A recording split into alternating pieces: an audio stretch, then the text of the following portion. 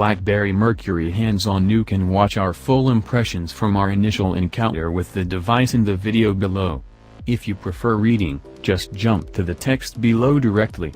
Before we get anybody way too overexcited, the Mercury is still not here. In fact, the unit we explored is a very early prototype. TCL offered practically no information in regard to specs. In fact, most particulars were spared, but we did manage to extort little bits and pieces of information here and there, which we will share. This is quite understandable, since even the Mercury moniker is not 100% certain at this point. We definitely like it, so, hopefully, it will stick. It appears TCL's intention was to make its exciting new BlackBerry plans known as early as possible and then start slowly spoon-feeding the specifics, as they get ironed out. This could potentially have some nice viral marketing implications as well. Currently, the unofficial promise is that the device will be ready for a full and proper unveiling at MWC, less than 2 months from now. Like we said, until then, the guts of the Mercury are definitely subject to change and speculation on our end.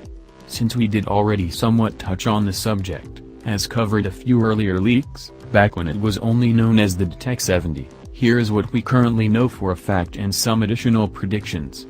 As is clearly evident from the get-go, the Mercury is a throwback to classic BlackBerry design, combining a touchscreen and a physical keyboard. TCL was even reluctant to confirm our assumption on the size of the panel, but we would put it somewhere in the 4.5 to 4.7 inch range. It comes with a nice and well-defined 2.5D curvature near the sides, for some extra visual style. Underneath that, there is a trio of standard capacitive buttons. At first glance, this comes off as kind of redundant, given the QWERTY keyboard.